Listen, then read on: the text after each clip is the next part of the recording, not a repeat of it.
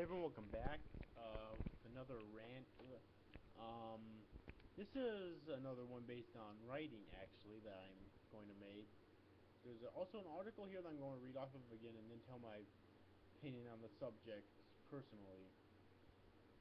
And the article's titled "Don't Force Your Writing," and it's basically about people who are trying to write a story, and it really comes off forced. And by forced, well, I mean like when a book no longer feels organic to the author's voice or original intent. Forcing a book happens when either you make any and all changes suggested by any person who comments, which is a huge mistake, or you are unsure of what you're trying to tell, which happens to me a lot actually. I have seen this happen a few times over the years with aspiring authors. The result is that the manuscript becomes stilted and hard to read, and the author's own beautiful voice is stifled. This usually comes with the side effect of said author becoming depressed or discouraged over their writing, and who could blame you? So what do? If you have the first issue, grow a spine. Thank you. Weigh each critique based on the merit and critiquer, based on experience, market knowledge, understanding of your book, etc. I could not agree more right there. Especially experience. Look at how many people make that specific comment.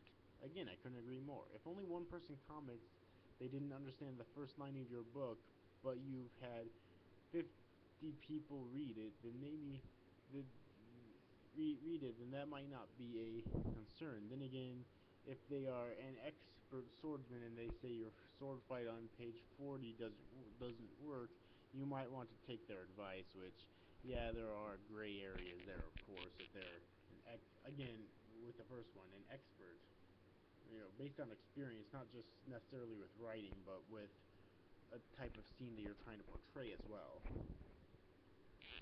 Use your best judgment, because you know your story better than anyone. I'm not giving you clearance to be stubborn about something, because listening to your readers will help your book become better and help you grow as a writer. Also, remember that sometimes people will want you to make changes in Chapter 7, when really you have to change Chapter 5 so they understand what is happening in Chapter 7. Indeed. Yeah, use your best judgment. I mean, if someone wants you to change something in your story, that's fine. That's just their opinion. But if you change that, that could potentially change your story.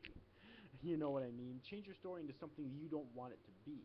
Change the story overall. Change the characters into something you don't want them to be. And the story should always start and end. Start, proceed, and end exactly the way you want it to, not the way the readers want it to. That's something I've always had to live by as a writer. Now, if you suffer from the second issue, take a breather. Have you gotten so confused or forgotten what the story is about?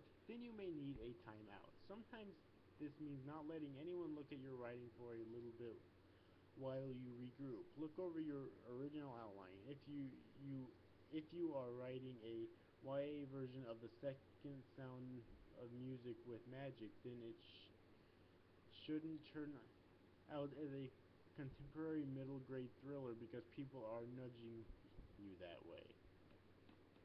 Sometimes it helps to do more research into sections of your book or brainstorm with someone else. Just remember, you are the ultimate decision maker.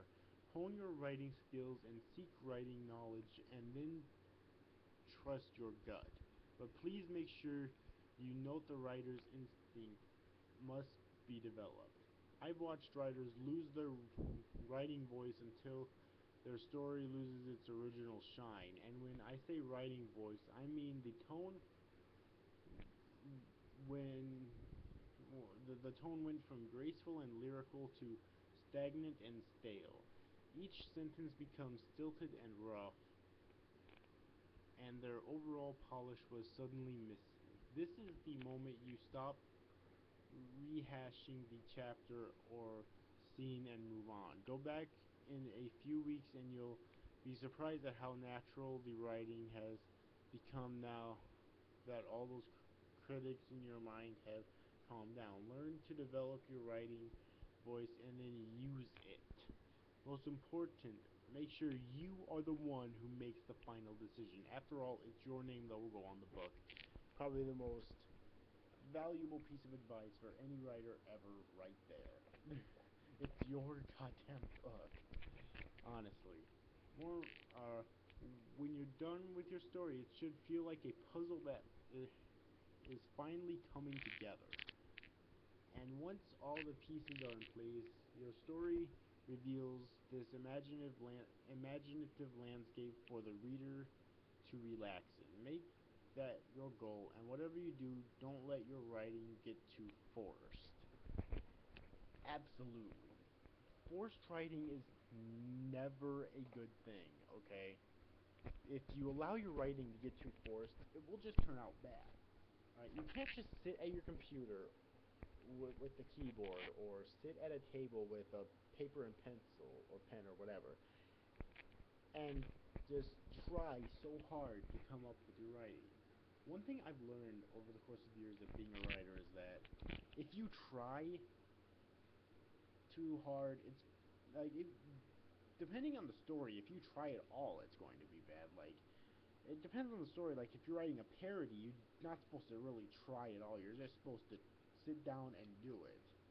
You know, you're not really even supposed to try with that.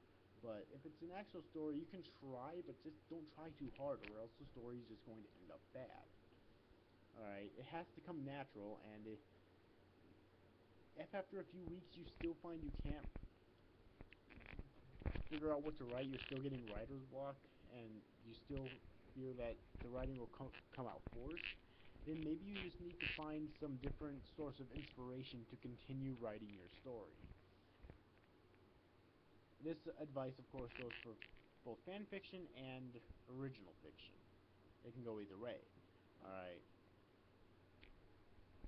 So overall, that's pretty much all I wanted to say in this video. I just wanted to make note that don't let your writing get too forced. It's just bad.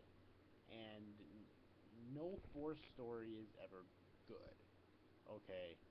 So overall, hope you enjoyed this video, guys. See you guys. Thanks for watching. Bye-bye.